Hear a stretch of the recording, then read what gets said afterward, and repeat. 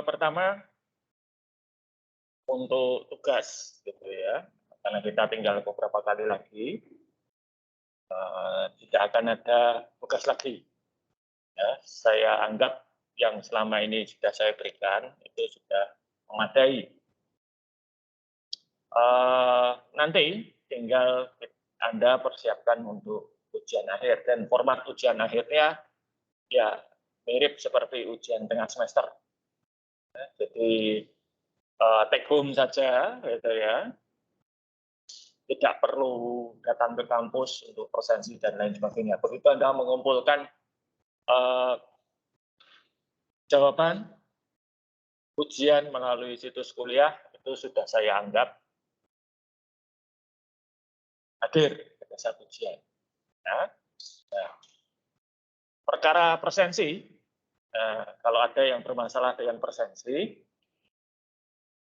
silahkan kalau misalnya masalahnya begini, Anda punya bukti kehadiran, tapi di presensi Anda tertulis tidak hadir, silakan menghubungi saya. Ya. Tapi kalau permasalahannya itu adalah proporsi atau persentase kehadiran Anda itu tidak memadai untuk ikut ujian akhir, ya, kurang dari 75%, nah itu urusannya bukan dengan saya, tapi dengan sub bagian ujian dan yudisio, dan tentunya piket perkuliahan. Tapi kalau apakah di tiap pertemuan itu Anda hadir atau tidak, urusannya dengan saya. Ya, tapi kalau totalnya bukan dengan saya. Ya. Dan ya kalau misalnya ada yang di bawah 75%, itu meskipun mengumpulkan ujian akhir tidak bisa diproses. Karena memang tidak boleh untuk ujian akhir sebetulnya. Ya, ini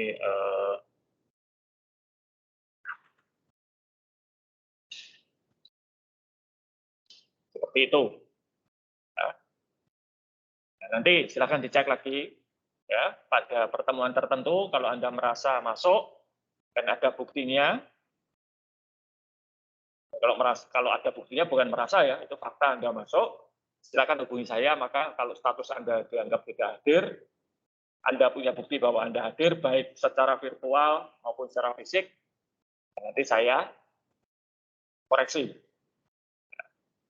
Oke. Nah, sebelum kita melangkah ke topik utama pada ini, yaitu pendahuluan kenalan mengenai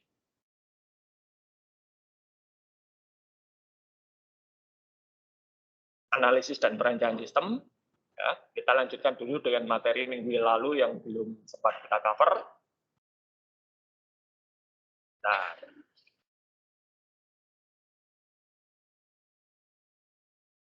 yaitu mengenai buku besar dan laporan keuangan. Yang di rumah bisa melihat ini? Oh, belum saya share ya, sorry. Maaf. Belum saya share.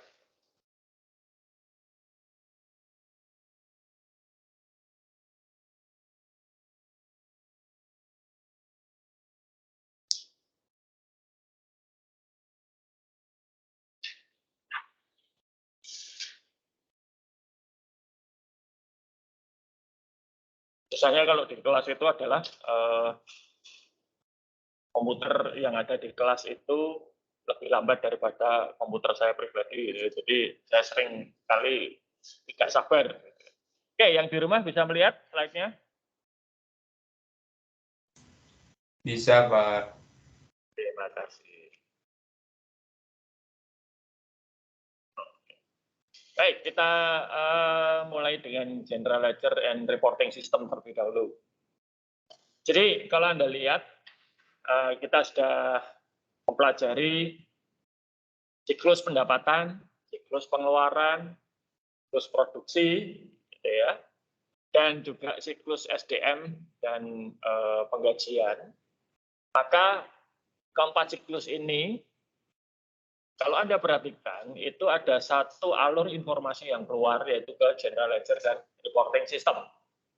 Nah, informasi-informasi ini dikumpulkan di General Ledger and Reporting System ini untuk kemudian nanti diolah menjadi laporan keuangan dan laporan-laporan lain. Oke, kita lihat dulu. Ya. Nah, ini adalah 4 aktivitas utama dalam sistem ini. Ya. Jadi pertama mengupdate buku besar, kemudian nanti melakukan adjustment, penyesuaian ya dengan jurnal penyesuaian, mempersiapkan laporan keuangan. Ya, karena laporan keuangan itu biasanya rutin, harus dibuat ya, dan dipublikasikan pada pihak-pihak yang berwenang. Kalau itu perusahaan publik, ya harus dipublikasikan di media massa, dilaporkan ke otoritas bursa. Kalau itu bukan perusahaan publik, ya harus tetap diterbitkan dan nanti disampaikan kepada para pemegang saham. Nah, yang keempat, ini yang terkait dengan akuntansi biaya, akuntansi manajemen, dan seterusnya, itu adalah menghasilkan laporan manajerial. Laporan manajerialnya adalah informasi-informasi yang tidak akan tampil di laporan keuangan, karena sifatnya internal, untuk kepentingan internal organisasi. Misalnya, berapa orang yang bolos gitu ya dalam 1 tahun. Berapa orang yang mendapat insentif. Itu nggak akan ditampilkan di laporan keuangan. Paling di laporan keuangan tulisannya adalah pengeluaran untuk insentif atau bonus, tapi tidak akan dirinci siapa saja yang menerima dan mengapa orang yang bersangkutan berhak menerima insentif atau bonus. Itu ada di laporan manajerial. Oke. Nah, ancaman secara umum pasti ya, yang jelas itu adalah informasi yang tidak akurat. Nah, ini sampai batas tertentu. Akurasi itu tidak bisa 100%. Maka nanti kalau Anda belajar pengauditan, akan dikenal istilah materialitas. Materialitas itu artinya signifikan.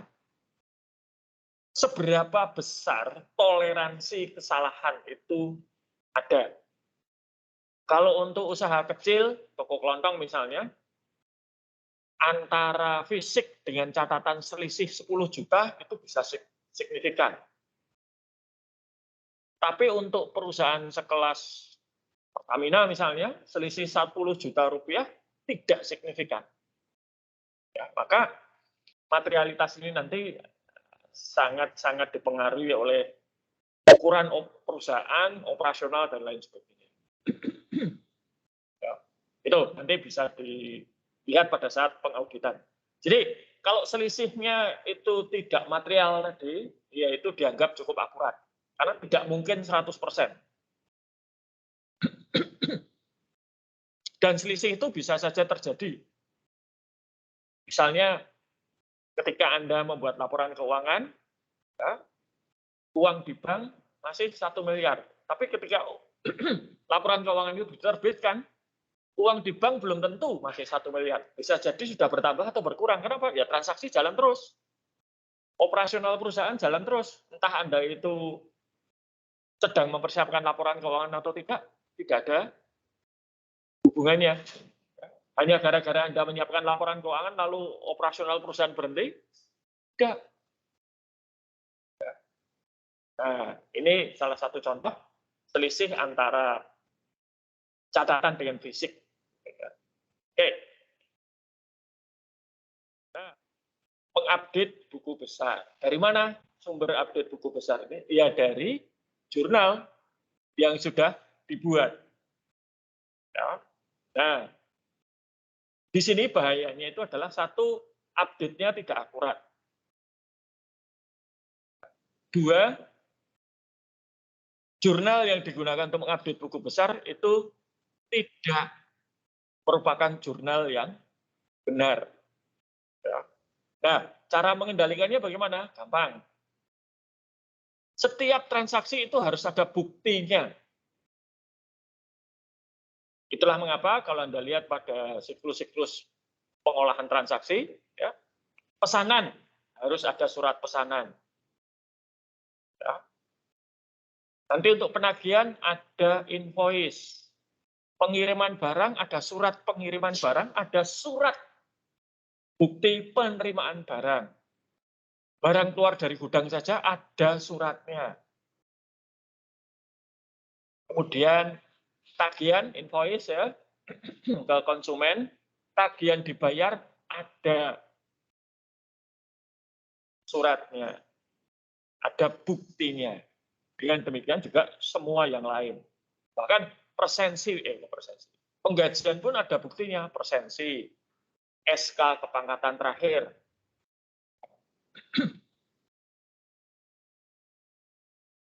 Dan seterusnya. Nah, jadi semua bukti itu harus ada. Ini yang disebut sebagai jejak audit. Jadi jejak audit itu adalah semua bukti-bukti yang bisa digunakan untuk menelusur dari transaksi ke laporan keuangan atau dari laporan keuangan ke transaksi. Jadi bisa dilihat kalau ada satu invoice tagihan ya 100 juta rupiah sudah lunas. Ini bisa ditelusur sampai ke nanti laporan keuangan. Dari laporan keuangan dilihat ada penjualan sekian atau enggak usah penjualan lah. Saldo kas per 31 Desember sekian miliar. Itu bisa ditelusur.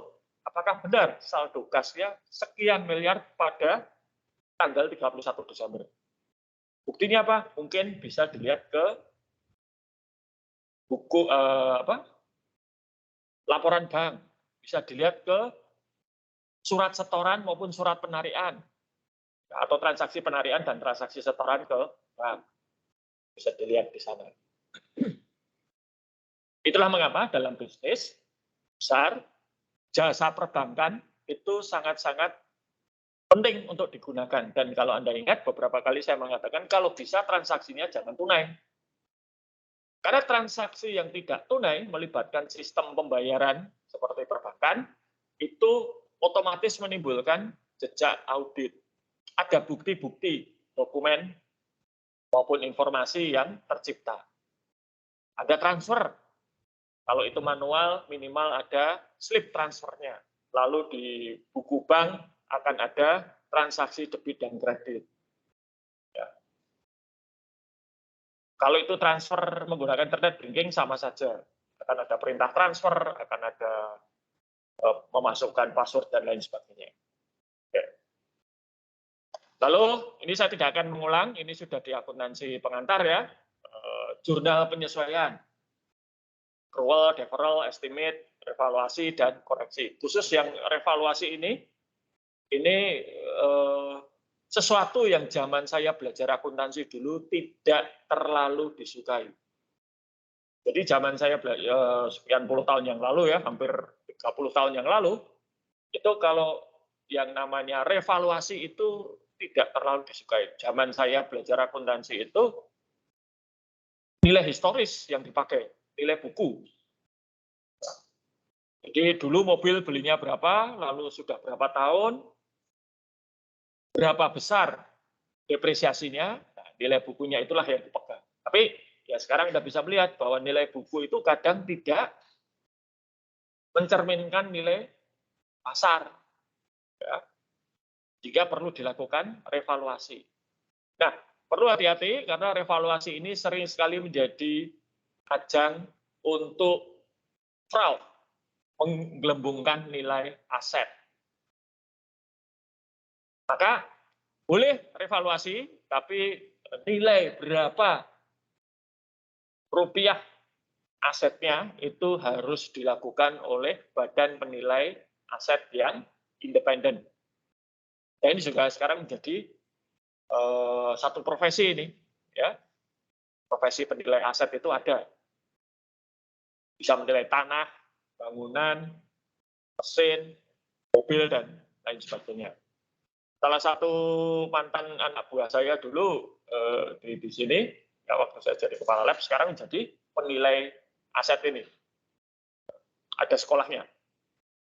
Oke, sama masalahnya ya, ancamannya yaitu tidak akurat atau tidak terotorisasi. Maka ini perlu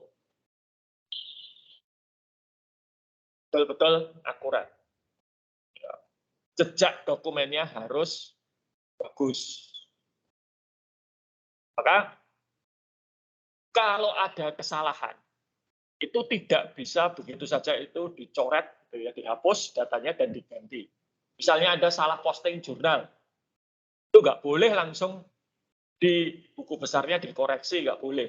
Tapi apa? Jurnal yang salah dibalik dulu, ya, yang tadinya debat dikredit, yang tadinya kredit didebat, baru kemudian diposting jurnal yang benar.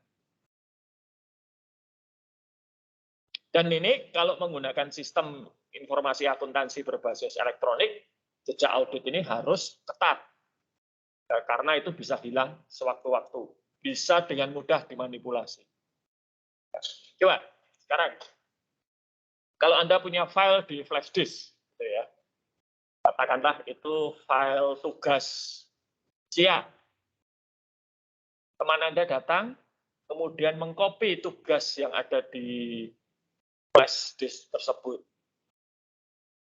Versi yang Anda punya, dan tidak melakukan apapun ya, versi yang Anda punya dengan versi yang dimiliki teman Anda bisa nggak membedakan kedua file itu mana yang asli, mana yang kopian? Kasat mata tidak bisa. Tetapi kalau mau dilihat dengan alat khusus, teknik khusus, bisa dilihat mana yang asli, mana yang kopian. Karena setiap tindakan mengcopy, kalau Anda copy paste, ya, Anda menyalin file, Anda memindahkan file, itu ada rekamnya.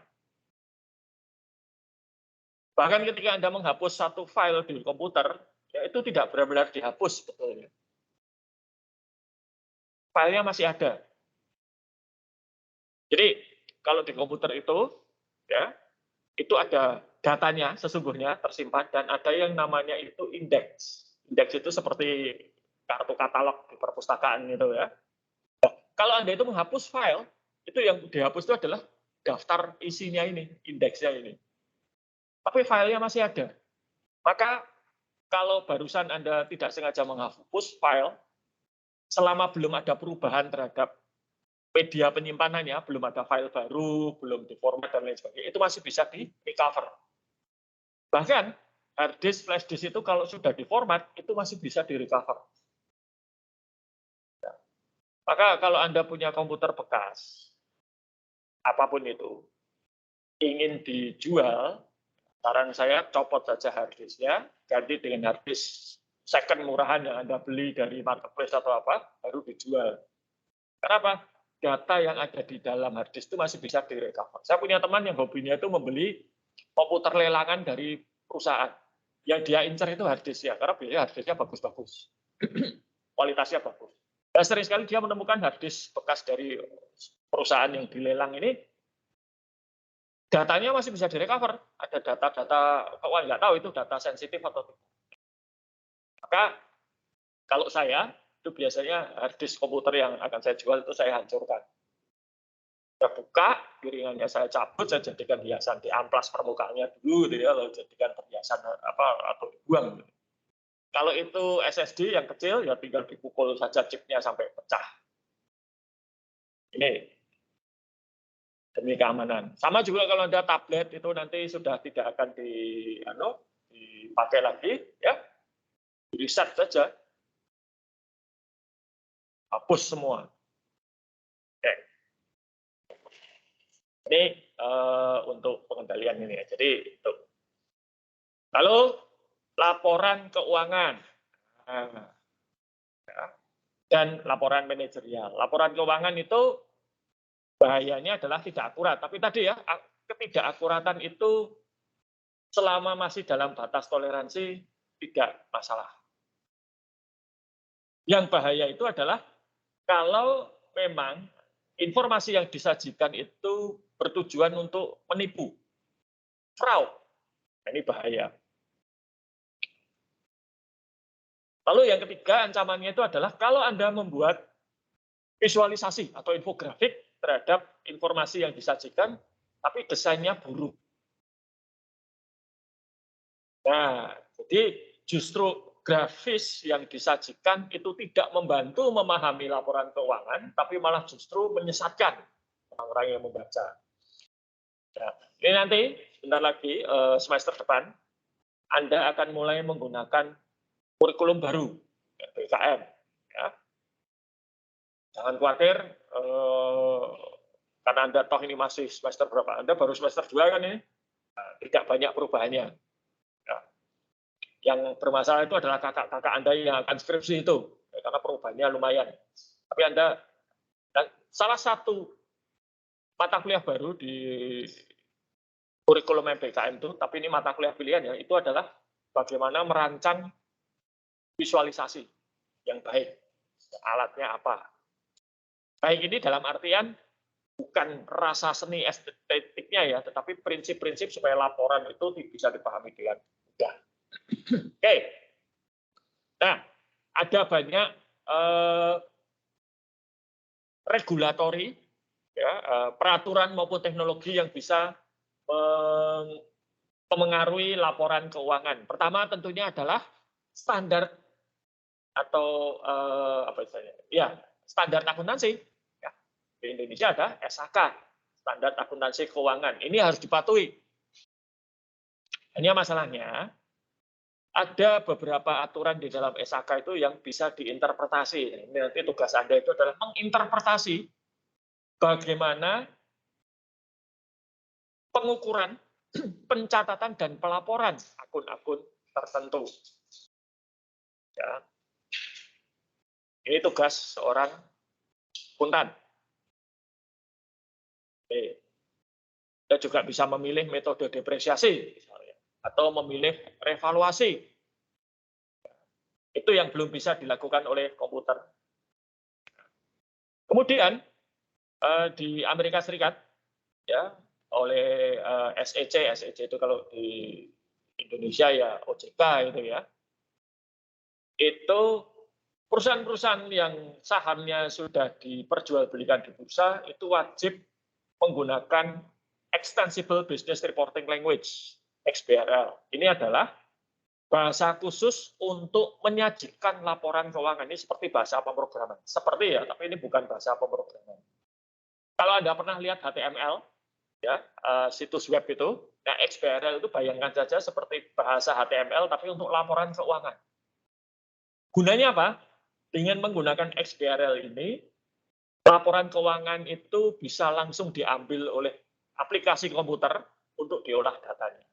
Sekarang ini kalau Anda akan mengolah, misalnya Anda skripsi akuntansi keuangan ya, kalau akan mengolah data laporan keuangan itu harus lihat laporan keuangannya, datanya masukkan satu-satu ke Excel. Tapi dengan ini, Anda tinggal perintahkan Excel untuk mengambil data. Tidak lagi Anda yang masukkan. Saya nggak tahu BI sudah menerapkan atau belum. Ya, saya tidak mengikuti perkembangan di BI, tapi bukan hal yang mengherankan jika ini nanti menjadi standar. Oke. Nah, yang berikutnya ini adalah laporan manajerial dan evaluasi kinerja. Nah, ini laporan internal. Nah, ini nanti akan Anda pelajari di akuntansi manajerial, sistem pengendalian manajemen, yang namanya juga nanti akan berubah ya, tapi kira-kira ada di situ. Jadi intinya adalah laporan ini akan menunjukkan di awal tahun itu akan ada yang namanya anggaran. Anggaran itu diturunkan dari rencana perusahaan.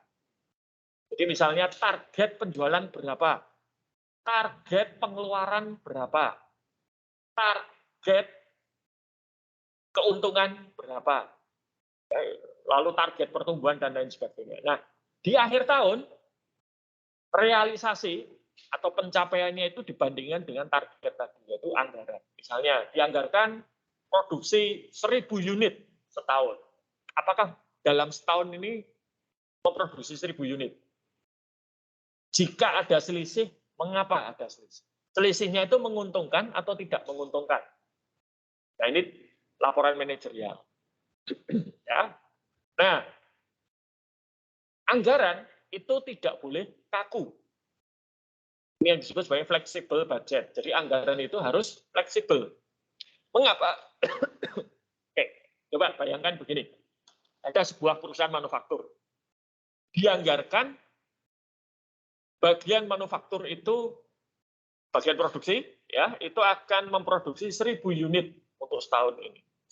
Tapi karena kelihayan dan kehebatan dari bagian penjualan, order yang masuk tidak 1000, tapi 1200. Ya. Nah, bagian produksi yang baik akan berusaha supaya 1200 itu terpenuhi, betul kan ya? Karena kan berarti pemasukan perusahaan naik, ya. Tapi masalahnya sekarang adalah bagian penjualan dengan bagian produksi itu evaluasi kinerjanya berbeda. Ya. Evaluasi kinerjanya berbeda. Kita saja sama-sama duduk di ruangan ini, evaluasi kinerja Anda dengan saya beda. Anda boleh tidak masuk sampai 25%. Saya nggak masuk 25%, itu saya dapat peringatan. Dan gaji saya dipotong untuk uang kehadirannya tidak dapat 25%. Tuh. Nah, oke, kembali lagi ke penjualan. Penjualan itu dinilai dari apakah mereka bisa mencapai target penjualan atau tidak. Dalam hal ini targetnya 1000. Ya. Apa yang terjadi? 1200. Prestasi bukan itu? Prestasi. Bahkan mungkin dapat bonus karena melampaui target. Nah, bagian produksi ini lain. Bagian produksi itu dievaluasi berdasarkan biaya produksi. Biaya produksinya berapa di anggaran? 1000 unit. Kenyataannya mereka menghasilkan berapa? 1200. Nah, kalau 1000 dengan 1200, biaya produksinya besar yang mana? 1200. Kalau itu tidak fleksibel, bagian produksi akan diajar. Kenapa? Kamu itu hanya boleh mengeluarkan biaya untuk 1000 unit. Kenapa mengeluarkan biaya untuk 1200 unit? Nah, maka harus fleksibel melihat pencapaian. Sebab kalau tidak fleksibel, bagian produksi nggak akan mau menghasilkan lebih dari 1000. Karena apa? Anggarannya 1000. Oh, nah, lalu juga ada berbagai macam cara untuk mengevaluasi kinerja, baik secara finansial maupun non-finansial. Ya, ini salah satu metode yang dipakai balance scorecard. Nanti di akuntansi manajerial itu dipelajari apa itu balance scorecard. Ya. Yang jelas misalnya, nambah konsumen, nambah pelanggan baru. Penambah pelanggan baru itu tidak otomatis menaikkan pendapatan. Ya. Karena mungkin pelanggan baru belinya hanya sedikit. Itulah mengapa penting untuk mempertahankan pelanggan lama. Karena pelanggan lama biasanya belinya akan banyak. Tapi kalau tidak menambah pelanggan, ya penjualan di masa depan tidak akan bertambah. Nih, dan nanti bisa dilihat lalu. Oke, itu untuk buku besar dan pelaporan keuangan. Mungkin yang di kelas atau di rumah ada pertanyaan. Yang di rumah ada pertanyaan?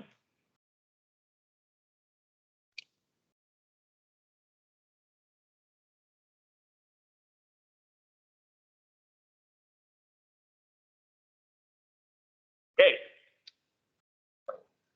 Adakah?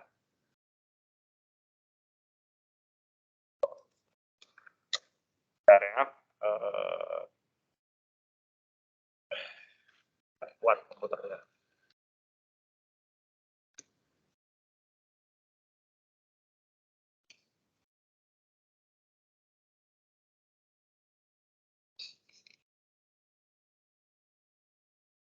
Oke. Nah, sekarang saya akan masuk ke materi pengantar atau memperkenalkan Anda pada analisis dan perancangan sistem. Nah, ini adalah bidang utama saya. Ya. Yang di rumah sudah bisa melihat ini slide-nya? Udah, Bang. Udah, Pak. Oke, terima kasih. Oke, jadi ini bidang keahlian utama saya di Departemen Akuntansi itu ini, ya. Sistem pengembangan dan analisis sistem informasi. Saya pernah membuat aplikasi untuk salah satu startup fotografi terbesar di Asia Tenggara. Dan itu belum zaman startup ya, zaman tahun 2011, 2012 itu tempat saya bekerja itu adalah situs fotografi terbesar di Asia Tenggara. Namanya Photographer.net. Itu bahkan pendiri Tokopedia saja tahu bahwa itu adalah situs fotografi terbesar. Tapi kemudian karena foundernya meninggal, ya sudah. Sekarang masih ada, tapi sudah bukan perusahaan komersial. Itu sekarang sudah menjadi hanya komunitas. Ya. Dan saya pernah membantu pemerintah Indonesia dalam ini Kementerian Dalam Negeri untuk mengembangkan aplikasi untuk PNPM Mandiri Perdesaan.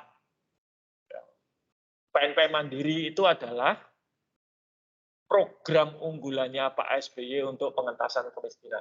Itu salah satu prestasi besarnya Pak SBY. Ya, dan itu diakui dunia.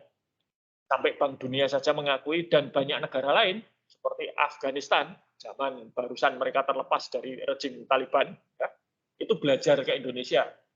Timur Timur itu belajar ke Indonesia. Saya tahu karena ketika Pak Jokowi menjadi presiden, PNPM Mandiri ini kan ya dengan sendirinya selesai ya, karena sudah bukan Pak SBY. Nah, para konsultan PNPM Mandiri Perdesaan ini kemudian laris di berbagai negara berkembang, di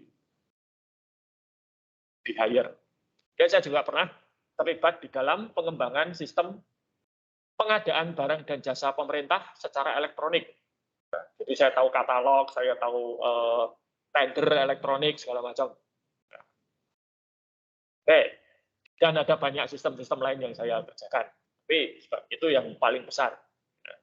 Oke, nah intinya dari pengembangan sistem maupun analisis sistem itu adalah bagaimana kita melihat suatu organisasi dan kemudian menentukan sistem apa yang dibutuhkan. Dan kalau sudah, nanti diwujudkan. Oke. Nah, analisis dan perancangan sistem itu menggunakan metodologi. Jadi ada prosesnya, ada urutan-urutan langkahnya. Dan urutan-urutan langkah ini harus diikuti. Ada banyak varian metodologi itu. Ada yang namanya ini yang disebut sebagai System Development Life Cycle. Ini adalah metodologi yang paling tua yang ada. Ini muncul sekitar tahun 70-an dan pertama kali dipakai oleh pemerintah Inggris. Jadi pemerintah Inggris pada waktu itu menetapkan aturan, kalau akan ikut tender proyek pengembangan sistem informasi pemerintah, itu harus pakai metodologi ini, System Development Life Cycle. Ya. Dan 50 tahun kemudian, ini masih dipakai dan masih diajarkan. Karena apa? Ini terstruktur, gitu ya. Mengajarkan Anda untuk berpikir secara terstruktur, sistematis, langkah demi langkah. Tapi juga ini itu sebagai satu metodologi bisa dikatakan sudah teruji 50 tahun. Metodologi lain yang ada sekarang ini merupakan varian dari SDLC atau upaya untuk memperbaiki SDLC. Oke. Langkah pertama itu nanti akan disebut sistem analisis. Kemudian nanti ada desain itu ada dua, konseptual dan fisikal. Konseptual itu baru berpikir apa yang akan dilakukan, tapi tidak memikirkan bagaimana caranya. Misalnya ya, kita akan jualan lewat internet, tapi caranya bagaimana? Pakai internet itu nanti providernya siapa? Diletakkan di mana ini aplikasinya? Di cloud, di pojokan kamar, atau di mana? Itu bukan urusan konseptual desain. Nah, ketika physical design baru dipikirkan. Ini mau kapasitas berapa mau buka 24 jam atau hanya jam kerja saja atau bagaimana? Nah, setelah desain selesai diimplementasikan, ya. Dan setelah implementasi selesai baik, ini dijalankan dan dilakukan pemeliharaan. Kalau ada kesalahan kecil diperbaiki, backup, maintenance dan lain sebagainya. Nah, sebagian besar usia sebuah sistem itu akan dihabiskan di sini. Operation and maintenance. Pengembangan sistem itu mungkin 1 tahun lah gitu ya, 1,5 tahun. Tapi operation dan maintenance ini bisa lebih dari 5 tahun. Namun yang di kotak kecil ini itu sangat tergantung pada 4 kotak yang lain. Kalau 4 langkah ini dilakukan dengan tidak benar, maka yang di sini itu setengah mati. Oke. Nah, kalau satu sistem itu nanti sudah tidak lagi bisa dipakai dengan berbagai alasan, maka akan kembali ke tahapan ini. Analisis lagi untuk mengembangkan sistem baru menggantikan yang lama. Ikuti langkah ini, sistemnya dioperasikan, dijalankan, kalau sudah tidak bisa dipakai, ganti lagi dengan yang baru. Begitu seterusnya, maka disebut sebagai siklus. Ya. Dimulai dengan analisis, diakhiri dengan operation and maintenance, untuk kemudian nanti akan ke analisis. Oke. Siapa yang terlibat? Ini banyak. Pengembangan sistem itu, kalau secara teknis gampang. Programming, coding itu tutup mata, tidak jadi masalah. Teman-teman kalian yang ada di sebelah timur sana itu mudah kalau hanya membuat aplikasi. Masalahnya adalah membuat aplikasi atau sistem yang bisa memenuhi kebutuhan dan memuaskan orang-orang ini itu yang susah. Bayangkan sekarang, situs kuliah yang kita pakai bersama ya, mungkin untuk dosen-dosen tidak mudah digunakan, tapi untuk mahasiswa mudah. Padahal barangnya sama. Hanya karena penggunanya berbeda, yang satu mengatakan mudah, yang satu tidak. Nah, kita bisa bayangkan gitu. Ya, apa yang harus dilakukan oleh KSI selaku penanggung jawab situs kuliah untuk bisa memenuhi keinginan dari dua belah pihak. Sama-sama pengguna ya, tapi yang satu pengguna dosen, satu pengguna mahasiswa. Barangnya sama. Nggak mungkin dong membuat dua barang yang berbeda, ya kan? Itu dipakai bersama. Nah, ini. Jadi ada banyak pihak-pihak yang terlibat atau punya kepentingan di dalam sebuah pengembangan sistem, dan ini semua pihak ini harus diakomodasi. Nah, itu dulu yang membuat saya masuk ke Kementerian Dalam Negeri itu. Saya bukan masuknya tidak lewat Kementerian Dalam Negeri. Jadi ceritanya Kementerian Dalam Negeri selaku pada waktu itu pengelola program PNPM Mandiri Perdesaan. Nah, karena yang perkotaan itu tanggung jawabnya Kementerian PU. Yang perdesaan tanggung jawabnya Kementerian Dalam Negeri. Itu mereka tidak punya sistem informasi yang baik. Lalu minta tolong pemerintah Australia. Jadi ruwetnya PNPM Mandiri itu begini. Itu program milik pemerintah Indonesia. Tapi yang membiayai itu adalah Bank Dunia. Ya. Nah, jadi zaman dulu itu tiap kecamatan di seluruh Indonesia itu dapat dana 3 miliar per tahun. Langsung dari APBN. Nah, 3 miliar itu kemudian digunakan untuk ya membangun di kecamatan tersebut. Mau milih apa? Pembangunan fisik, buat jalan misalnya, memperkeras jalan, melebarkan jalan, MCK, memperbaiki sekolah, atau untuk pengembangan masyarakat, misalnya pelatihan pengolahan hasil bumi, pelatihan pemasaran, pelatihan produksi, ya, dan lain-lain. Nah, itu yang sekarang merupakan embrio dari dana desa. Kalau sekarang kan tiap desa dapat 1 miliar kira-kira ya. Itu dulu setiap kecamatan 3 miliar. Ya, itu nanti dana 3 miliar itu kalau sudah diberikan ke tiap kecamatan, dipakai, ada pertanggungjawabannya kan, ada laporannya ya. Dan laporan ini digunakan pemerintah Indonesia untuk nagih Bank Dunia. Ini uangnya sudah dipakai untuk PNPM Mandiri mana, gitu kan. Oke. Mereka tidak, Kementerian Dalam Negeri tidak punya uang untuk membangun sistem informasi yang baik, maka minta tolong pemerintah Australia. Oleh pemerintah Australia dicarikan kontraktor, satu perusahaan Indonesia, dibuat rancangan sistemnya. Nah, disitulah Kementerian Dalam Negeri dan Bank Dunia bentrok. Kenapa?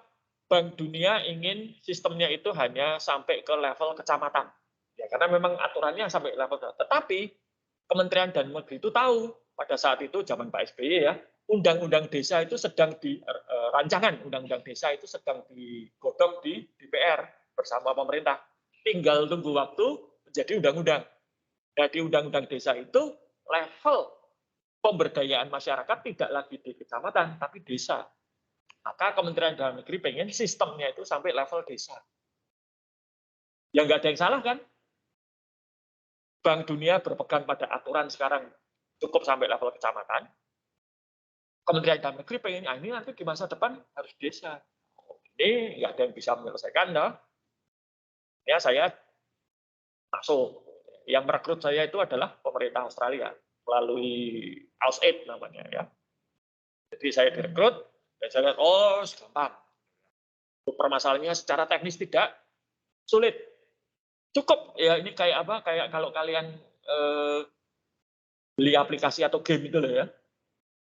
Kalau gratisan ya siap-siap ada banyak iklan, gitu kan? Atau Anda tidak bisa memainkan level tertentu.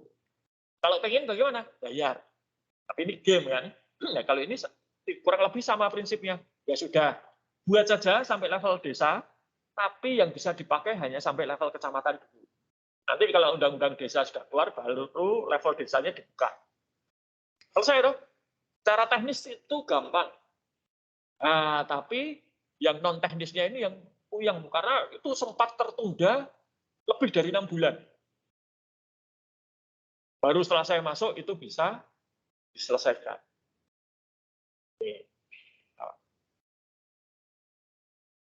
Jadi dulu saya sempat kantornya Bank Dunia itu ada di gedung BEI itu ya.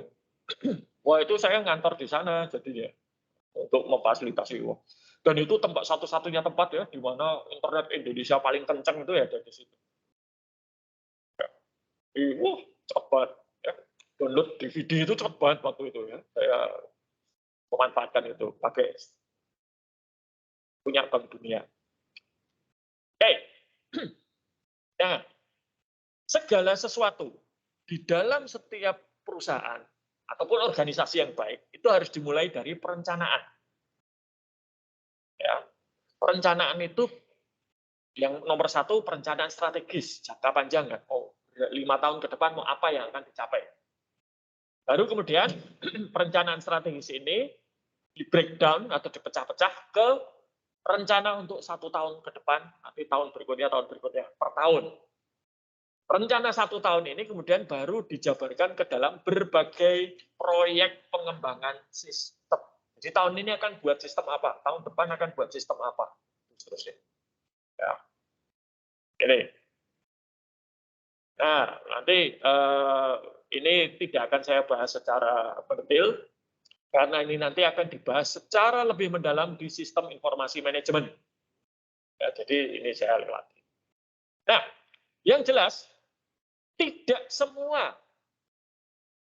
usulan pengembangan sistem, karena di dalam setiap organisasi pasti ada banyak usulan pengembangan sistem, ya tidak semua itu bisa diwujudkan. Kenapa? Keterbatasan sumber daya dan waktu. Uangnya terbatas, tenaga manusianya terbatas, waktunya juga terbatas. Maka ya, harus dibuat skala prioritas. Ini prinsip ekonomi dasar. Kebutuhan manusia itu tidak terbatas, sumber daya untuk memenuhi kebutuhan tersebut terbatas. Maka bagaimana satu organisasi ini mengalokasikan sumber daya yang terbatas tadi kepada kebutuhan-kebutuhan yang menjadi prioritas utama. Nah, nanti maka tiap usulan pengembangan sistem informasi ini harus dikaji, dan yang tidak penting usah atau ditunda tahun depan. Yang penting ya harus segera dilaksanakan. Oke. Nah, selain itu, setiap tindakan di dalam sebuah organisasi atau dalam sebuah perusahaan itu harus ditimbang berdasarkan kelayakannya. Secara kasar, ya, itu kelayakan ekonomi nomor 1, apakah biayanya lebih kecil daripada manfaatnya? Setiap tindakan itu harus mendatangkan manfaat, dan manfaat itu harus lebih besar daripada biaya. Kalau ternyata biayanya lebih besar dari manfaat, ya sudah lupakan. Stop. Nggak usah diteruskan. Nah, tapi kalau manfaat lebih besar dari biaya, itu disebut sebagai layak. Jadi ini adalah yang disebut sebagai analisa atau studi kelayakan. Layak atau tidak proyek ini dijalankan. Tadi yang pertama sudah ya secara ekonomis. 2, secara teknis. Apakah teknologi yang ada itu bisa dipakai atau tidak? Apa perlu pakai teknologi baru?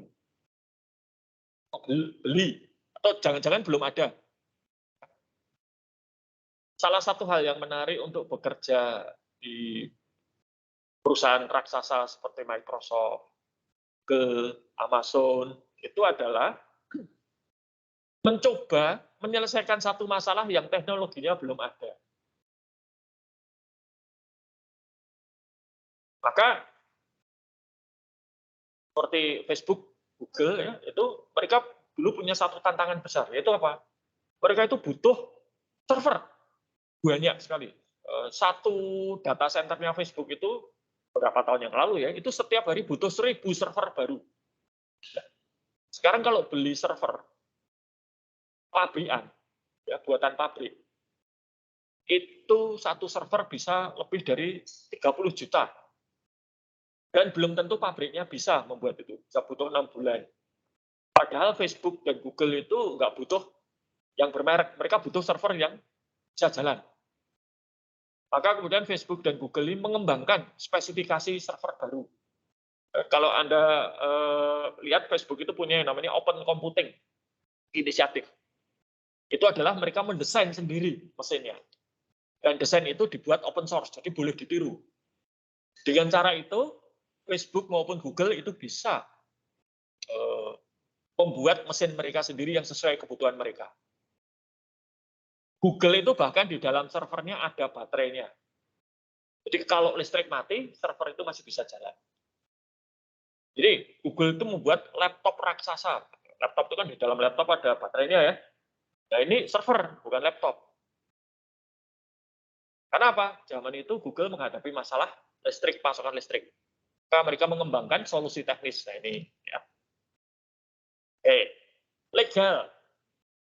Apakah sistem yang diusulkan ini melanggar aturan, undang-undang, ataupun juga kontrak yang berlaku? Anda membuat sistem untuk ngitung PPN, ya, sudah sesuai belum dengan tarif PPN yang baru? Anda membuat sistem untuk ngitung pajak penghasilan, sudah sesuai belum dengan undang-undang perpajakan? Kalau tidak sesuai, ya itu sistemnya tidak layak. Penjadwalan. Bisakah sistemnya itu selesai sesuai dengan rencana? Karena perusahaan itu ada batas waktunya. Ada kegiatan-kegiatan lain yang juga harus dilaksanakan. Lalu operasional, bisa nggak ini dipakai sistemnya? Seperti dulu ketika di Kementerian Dalam Negeri itu dikehendaki sistemnya itu online seluruh Indonesia, bisa dipakai melalui internet. Ya sama seperti Anda pakai Facebook segala macam kan nggak perlu aplikasi kan. Selama ada koneksi internet beres. Tapi bagaimana dengan daerah pedalaman? Dan survei dari tim pengembang membuktikan di pedalaman Kalimantan dan Papua itu nggak ada sinyal. Bagaimana tidak ada sinyal bisa terhubung ke internet? Waktu itu jawabannya gampang. Karena apa? Di tiap kecamatan ini programnya Kominfo ya, di tiap kecamatan pasti ada koneksi internet. Oke, bagus. Tapi jarak dari desa ke kantor kecamatan itu berapa jauh? Kalau di pedalaman Papua itu jarak antar desa saja itu hanya bisa ditempuh jalan kaki dan bisa berhari-hari itu. Itu antar desa ya, belum dari desa itu ke kecamatan. Mosok mau lapor kegiatan saja harus ke kecamatan seminggu jalan kaki gitu. Kan nggak masuk akal. Ya kan? Nah ini. Maka kelayakan operasional ini perlu dipertimbangkan juga. Lalu ini terkait dengan kelayakan ekonomis tadi. Biaya yang kita keluarkan nanti manfaatnya berapa? Ini ada banyak macam cara untuk menghitung. Ini tidak akan saya cover sekali lagi. Ini nanti jatahnya manajemen keuangan. Bagaimana menghitung payback period, net present value, internal rate of return. Nah, ini salah satu spesialisasi saya, yaitu perilaku. Jadi, kebanyakan masalah-masalah di dalam pengembangan maupun penggunaan sistem informasi itu tidak datang dari hal teknis, dari perilaku. Ya. Pertama, kalau ada sesuatu yang baru.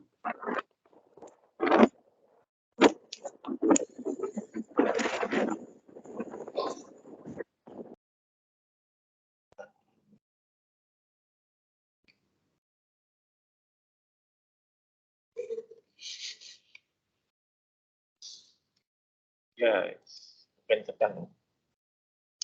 Oke, nah, masalah-masalah perilaku yang mempengaruhi penggunaan maupun pengembangan sistem itu ada ini ketakutan ya akan sesuatu yang baru. Terutama kalau Anda tidak tahu apa yang terjadi.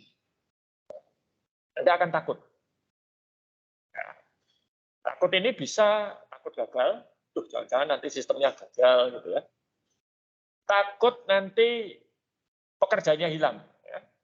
Ini makanya beberapa tahun belakangan ini tren mahasiswa masuk ke program S1 akuntansi menurun. Kenapa? Takut akuntansi digantikan oleh artificial intelligence. Ya. Tapi ya sesungguhnya itu tidak tepat.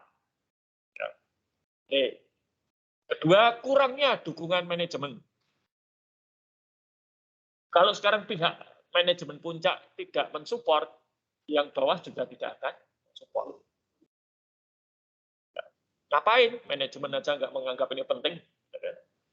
Lalu pengalaman dengan masa lalu. Dulu gagal, sekarang bisa jadi gagal lagi. Jangan-jangan nanti gagal lagi, sudah susah-susah, ternyata nggak jadi. Gitu ya. Komunikasi yang kurang baik, nah ini yang terjadi dengan Bank Dunia dan Kementerian Dalam Negeri itu masalah komunikasi. Ya. Sebetulnya dua-duanya benar, dua-duanya itu bisa diakomodasi. Hanya saja karena sudah saling ngotot, ya, berbantah-bantahan, macet. Kita perlu ada upaya komunikasi. Ya, dan komunikasi ini tidak hanya selalu berupa komunikasi formal ya. Deal-deal yang tercapai itu dalam artian positif ya, bukan lalu deal negatif itu bukan kolusi, bukan fraud, tetapi penjelasan-penjelasan mengenai ini loh yang dimaksud, ini yang dimaksud itu terjadi ketika dilakukan dalam suasana yang informal sambil makan siang.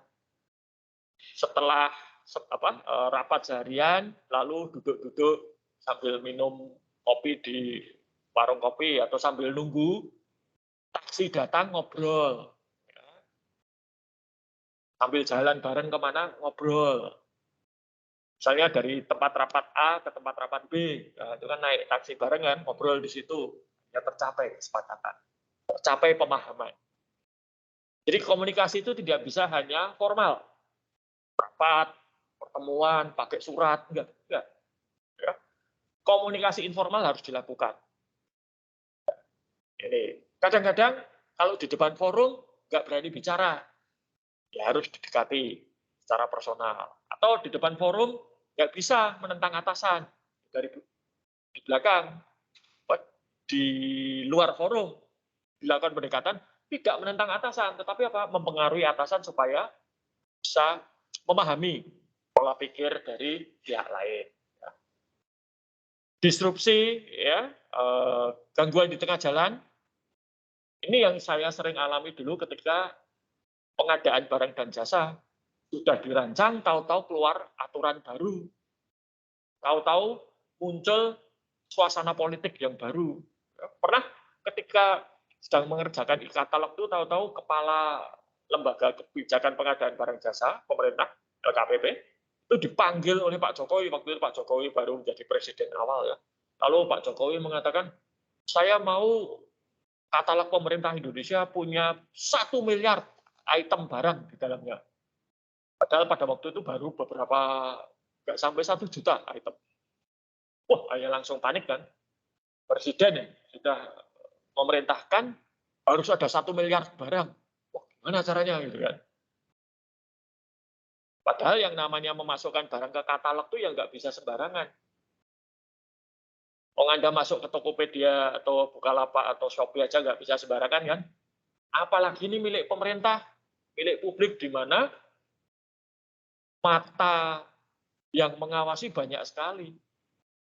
Masyarakat juga berkepentingan karena apa? Itu terkait dengan penggunaan anggaran. Ya. Lalu bagaimana perubahan ini diperkenalkan? Kalau mendadak langsung itu biasanya akan lebih banyak menimbulkan kekacauan. Bias, emosi, dan lain sebagainya. Ya, lalu, nah ini usia. Ya, secara umum, tidak selalu ya, secara umum, yang muda itu lebih mudah menerima teknologi baru daripada yang tua. Generasi Anda itu, kalau ada sesuatu teknologi baru, biasanya akan lebih cepat daripada generasi saya. Nah, bagaimana mencegah masalah-masalah tadi? Nomor satu itu sebetulnya adalah komunikasi. Ya, karena begitu Anda itu memperkenalkan satu sistem informasi baru, maka akan muncul perubahan. Gampangannya dari dulu Anda mungkin tidak melihat, tapi saya itu melihat bagaimana masyarakat Indonesia itu dari yang tadinya telepon itu langka, lalu ada wartel dan telepon umum, kemudian muncul handphone, dan kemudian muncul smartphone yang sekarang hampir semua orang punya. Itu perubahannya luar biasa. Dulu kalau menjelang hari raya, bisnis kartu ucapan, ya zaman saya masih kuliah ya, itu laris. Ada yang buat sendiri, ada yang beli, dan lain sebagainya. Handphone mulai menjamur. 2/3 penduduk Indonesia punya handphone. Kartu ucapan selamat hari raya diganti dengan SMS. Kemudian handphone berganti menjadi smartphone, muncul WhatsApp dan lain sebagainya. Ucapan selamat, kalau SMS itu kan masih diketik ya. Ucapan selamat sekarang banyak copy paste. Copy paste gitu kan. Bahkan mungkin pakai broadcast, ya, sekali kirim 1.000 orang misalnya. Ini perubahan perilaku.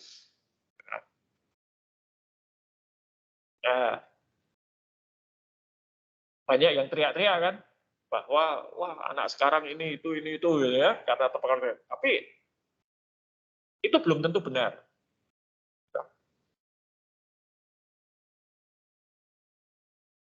Ada semuanya ini saya kemarin pernah beberapa waktu yang lalu diminta untuk ngisi acara di suatu sekolahan, ya, bicara mengenai dampak negatif internet terhadap siswa.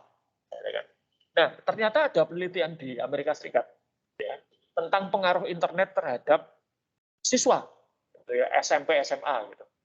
Ternyata yang dikhawatirkan oleh banyak orang tua apa sih? Ini anak cuma lihat handphone terus nggak main, nggak gitu kan, nggak bergaul gitu ya.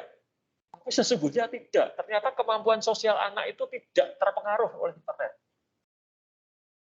Jadi kalau Anda itu sudah punya teman, lalu pakai smartphone Anda itu akan menggunakan smartphone Anda itu untuk berkomunikasi dan bergaul dengan teman Anda. Jadi kalau memang aslinya itu sudah kurang pergaulan, di dunia maya juga akan kurang pergaulan. Kalau aslinya di dunia fisik kita sehari-hari ini, banyak teman, mudah bergaul, di dunia maya juga akan terjadi. Jadi itu tidak mengurangi kegiatan sosial. Intelektual juga tidak. Tidak jadi tambah pinter, tapi juga tidak jadi tambah bodoh. Jadi tidak ada perubahan sebetulnya pakai internet maupun teknologi dengan tidak pakai internet atau teknologi. Yang sedikit berbeda itu adalah kalau main game. Nah, main game itu mempengaruhi skill tertentu. Tertentu ya, tidak semua. Oke. Jadi aslinya kalau Anda itu memang punya gangguan jiwa, misalnya punya bakat sebagai pembunuh berdarah dingin, itu tidak akan terpicu oleh internet. Ya, Anda memang sudah punya bakat itu. Kalau Anda itu punya bakat jadi bully, ya di internet atau tidak, Anda tetap jadi bully. Jadi kepribadian kita itu tidak terpengaruh, hanya dia akan disalurkan melalui jalan yang berbeda. Waktu itu orang tuanya agak kaget gitu ya, setelah saya tahu. Ya, aslinya Anda ini dengan perangkat-perangkat yang Anda miliki itu ya tetap Anda, bukan orang lain. Ya, menentukan Anda ini. Nah, dengan demikian, yang perlu digarapkan memang perilakunya, bukan teknologinya saja. Jadi kesalahan kita adalah, wah, oke, saya beri contoh. Yang namanya pornografi, satu isu yang kontroversial. Yang namanya pornografi. Zaman saya dari kecil sampai setua ini, yang namanya pornografi, zaman saya kecil itu pornografi sudah ada. Majalah porno, video porno, gambar-gambar porno, itu ada. Ya, terus nggak usah dibantah lah, gitu ya. Ada. Entah Anda itu mau mengakui atau tidak, tutup mata atau tidak, ada. Ya kan? Bukan berarti dengan hadirnya internet lalu pornografi itu menjadi marak. Enggak, internet itu hanya mempermudah distribusi. Zaman saya SMA yang namanya buku stensilan itu ya banyak beredar. Sekarang pakai internet ya banyak beredar. Apa bedanya? Hanya lebih mudah, gitu kan? Itu saja. Tapi ada internet atau tidak, minat orang untuk mencari dan mengkonsumsi atau bahkan membuat materi pornografi tetap ada. Maka saya paling jengkel itu kalau ada berita itu ya, misalnya seseorang memperkosa orang yang lain karena terpicu oleh nonton video porno di internet. Ya, memang dasar orangnya bejat ya, nggak usah nonton video porno di internet juga akan melakukan. Yang disalahkan malah korbannya, lalu pakai pakaian minim sih gitu ya. Nah, tuh. Jadi ini masalahnya tuh bukan teknologinya karena dari dulu sudah ada. Ya teknologi membuat itu menjadi lebih mudah. Nah, ini yang menjadi dasar di sini sebetulnya. Ya. Jadi kita itu biasanya takut akan sesuatu yang tidak kita ketahui. Maka supaya tidak takut bagaimana? Sesuatu yang tidak kita ketahui itu harus dibuat menjadi kita ketahui. Bagaimana caranya? Komunikasi, nomor satu. Dua, kalau itu untuk user, training, dilatih menggunakan. Ya. Terus terang ya, ini terus terang. Ketika dulu muncul kewajiban menggunakan iPad untuk mahasiswa baru di Fakultas Bisnis dan Ekonomika, saya termasuk yang tidak setuju. Saya tidak setujunya bukan masalah iPad-nya ya. Bukan masalah penggunaan gawe-nya, saya tidak. Yang saya permasalahkan itu adalah kenapa harus itu, kenapa tidak yang lain. Kenapa tidak bebas misalnya. Karena esensi dari penggunaan iPad itu apa tuh? Kita beralih dari materi fisik ke materi digital. Buku yang tadinya tebal segini, banyak, berat, dipindah menjadi digital. Betul kan? Nah, kalau seperti itu, mengapa harus Apple iPad? Mengapa tidak boleh pakai Samsung Galaxy Tab misalnya, atau Huawei atau apapun gitu ya, Vivo atau apa yang murah-murah itu, atau pakai laptop. Laptop kan sekarang banyak yang tipis dan kecil ya, kenapa tidak? Anak saya itu untuk ujian segala macam. Itu nggak pernah saya beri tablet bekas saya dulu gitu kan. Jadi saya punya tablet baru, saya beri tablet bekas gitu ya. Itu malah lebih banyak dia gunakan untuk nonton film. Kalau untuk belajar dan ujian dia pakai smartphone. Saya tanya kenapa nggak pakai tablet, lebih enak pakai smartphone. Nah, dan ya juga karena tablet yang saya berikan udah kacau gitu ya, harus dicas terus, lepas dari charger mati gitu ya. Baterainya sudah rusak. Nah jadi itu ya tapi ya ternyata saya harus akui bahwa saya salah. Ternyata pembagian tablet ini berdampak positif. Meskipun saya ragu-ragu pemilihan Apple ini sebetulnya keputusan ya, tapi faktanya dari hasil saya penelitian 2 kali, plus saya sering diskusi dengan mahasiswa-mahasiswa saya, ternyata tablet-tablet ini ya benar-benar bermanfaat. Gitu ya. Minimal kalau kehabisan uang bisa digadaikan dulu. Gitu ya. Dan menurut saya kok ternyata ya memang manfaatnya jauh lebih panjang ya.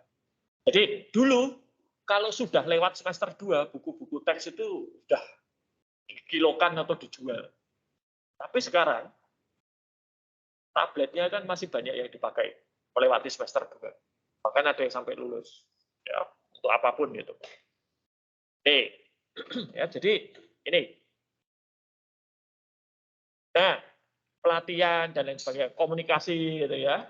Dulu maka ketika iPad itu diperkenalkan, yang pertama kali dilatih itu adalah dosen-dosennya.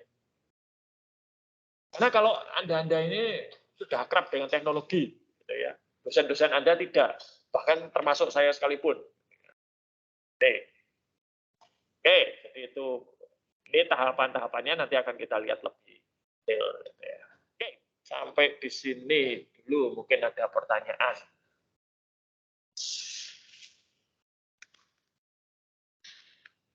Yang di rumah, apakah ada pertanyaan?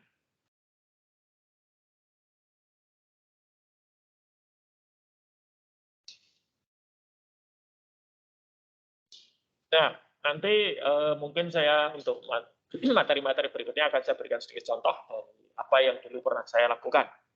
Ya. Karena menurut saya sistem informasi itu ilmu terapan. Ya. Artinya teori dengan praktek itu sangat erat hubungannya. Teori tanpa praktek itu sama saja bohong. Praktek tanpa teori itu ngawur. Ya, jadi dua-duanya ini seiring sejalan, saling memperbaiki. Praktek kita akan jadi lebih baik kalau kita paham teorinya. Teori bisa disempurnakan dengan cara melihat praktek yang ada di dunia sehari-hari. Gitu ya. Oh ternyata ini teorinya tidak tepat, berarti harus diubah. Gitu ya. Oh prakteknya kok keliru, oh teorinya begitu.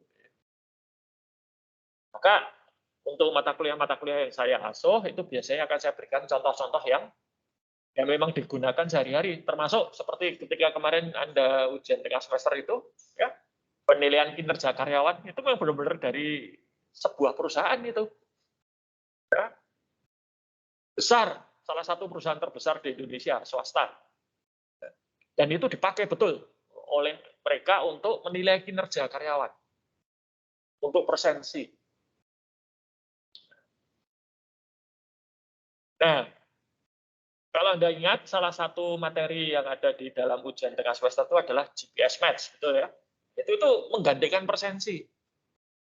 Tapi kalau presensi di lapangan itu kan bisa diakali, saja dia scan barcode-nya dari warung gitu ya, atau dari rumah. Maka ada GPS match itu untuk mengakali itu. Itu pun di lapangan juga tidak selalu berjalan baik.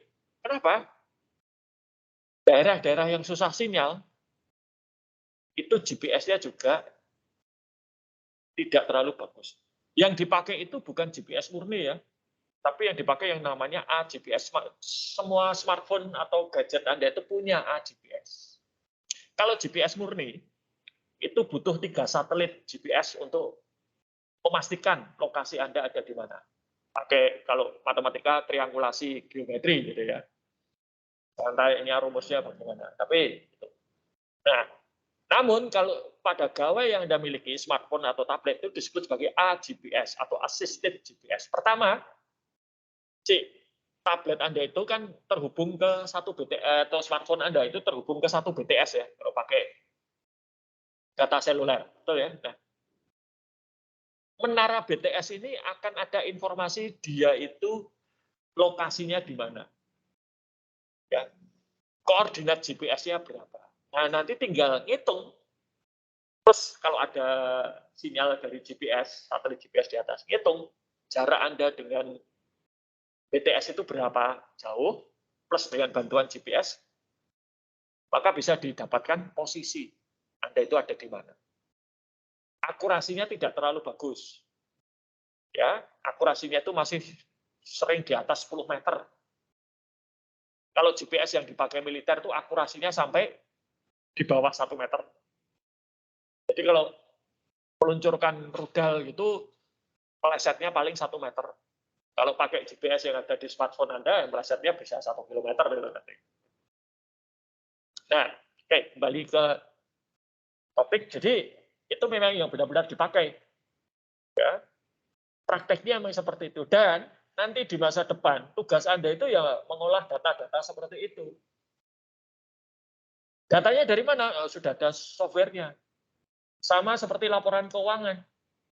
Laporan keuangan sekarang ngapain harus jurnal manual, posting ke buku besar, penyesuaian, tutup, ya, neraca lajur, baru laporan keuangan. Ngapain? Itu diklik saja selesai.